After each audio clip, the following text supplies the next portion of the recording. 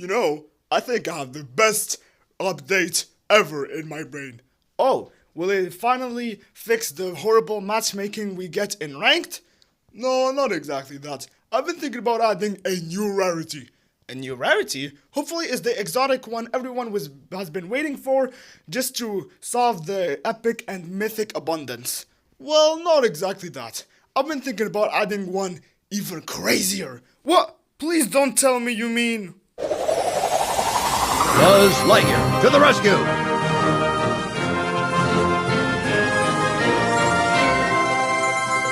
Nah, I'm not that crazy. I think we will call it Ultra Legendary. Wait, you're releasing something above Legendary? As if free-to-play players didn't have enough trying to grind to max out their accounts already. Skill issue then. Besides, I'll be just releasing one every year, so it shouldn't be that much of a problem. The thing about this rarity is that its brawlers have very unique mechanics. Isn't that what legendaries are meant to have? Chester has 4 attacks and 5 supers, and Cordelius has domain expansion. What could be more unique? Wait, how much will this ultra legendary cost? 7,600 credits? Well, I know. 2 brawlers in one. And regarding that second question, it will just be a generous 5,500 credits. 2 brawlers in one?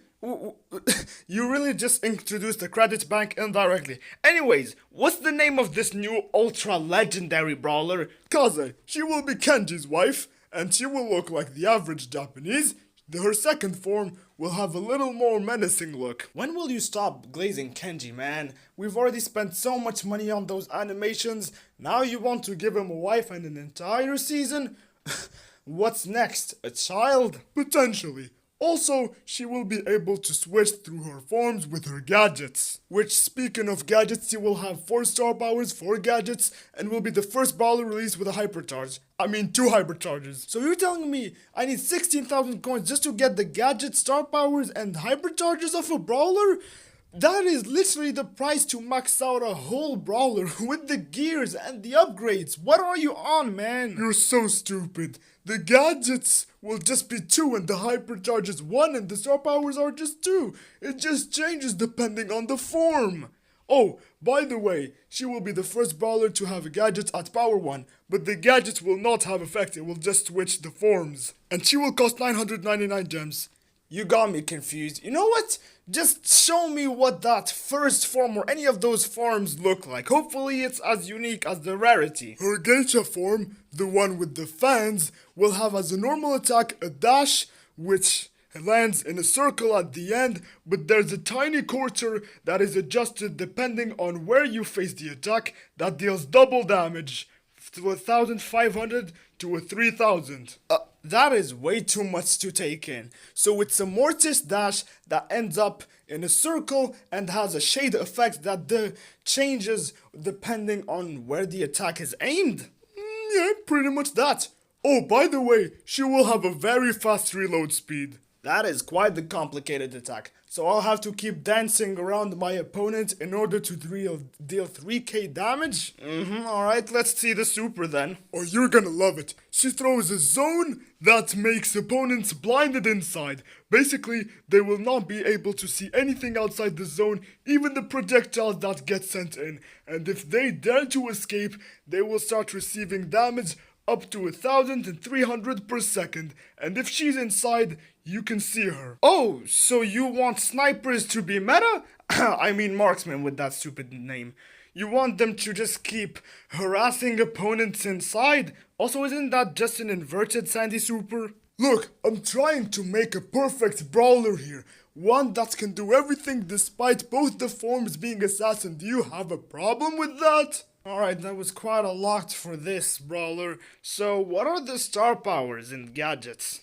Her first star power advanced techniques will slow down enemies hit in the strike by 30% for 2.5 seconds. Her second star power, gratuity included, will remove 34% of ammo from enemies inside the zone. So you took an irrelevant brawler's irrelevant star power, aka Shade's speed star power, reversed it, and then took Miko's monkey business star power and made it permanent for his super. How will that work against Lily, or Carl, or Bee, or Amber?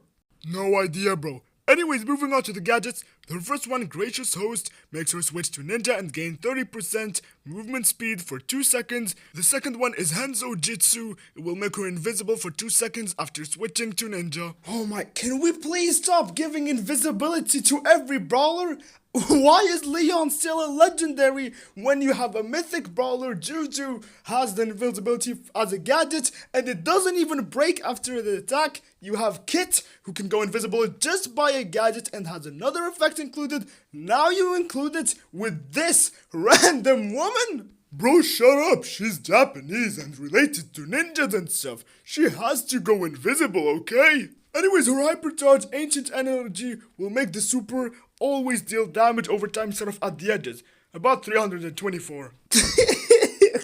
So an ultra legendary brawler's hypercharge is the star power of a legendary brawler, and by that I mean Sandy.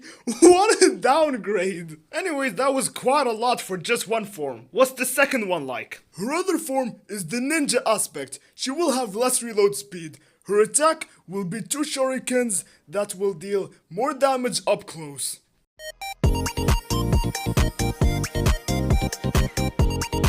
Shut up, man, this isn't funny anymore. Wait, will she deal 4,000 damage and have a crazy unload speed? No, just a little 3,000 damage. Okay, that's still a lot, but sure, what's the super? A Fang super and goes invisible? No, she will dash, yes, but she will leave a mark that will explode over time, dealing 3,000 damage. Melody dash and squeak attack, I see. You really seem to love the number 3,000. You will need a nerf soon. Look, the beauty of it is that not everyone will be able to master such a complicated brawler. They will probably be like Shade's case. Anyways, her first star power advanced techniques will make the mines deal splash damage if they kill an opponent. The other one, gratuity included, will increase the duration of the gadget effects by 50%. The first one seems situational, but it's acceptable because she's an assassin and they're meant to do finishers. Also, never in my life have I heard a star power that affects gadgets. Now tell me that's not unique. Tell me that's, oh, this brawler did it. I don't know, man, it just seems so weird. It's the first star power that needs gadgets to work. Anyways, what are those gadgets we're speaking of? Gracious Host will make her recover 30% max HP, and which is about 2,280, and Hanzo Jitsu will make her dash forward slightly longer and bigger than Shelly's, but not as big as Buzz Lightyear's. The hypercharge will make enemies who have health low enough to be taken down be immediately taken down. The first gadget sounds strong. The second one, maybe. The hypercharge, I love how you just went to the SpongeBob modifiers, took the spatula and reformulated it. I'm not saying it's weak. So 3,700 damage, that sounds like quite a lot. And yep, that's it for the brawler. So, how does she seem like in general? Well, very complicated for sure. There are gonna be a lot of players saying she's broken or she requires high skill. Oh, and by the way, when will she be released? Hopefully it's enough time to get all those credits. May 29th, which is about a month. I think that will be more than enough to grind for the new brawler. Oh, and by the way, there will be another brawler, a mythic one. Wait, why would you release another brawler alongside this mess? And he's mythic? No one would care about that guy. Everyone will have their eyes set on this brand new woman who will be broken. What excuse do you have for the free-to-plays? A seductive voice actress. No worries. I'll recover quickly, fading like a whispered secret.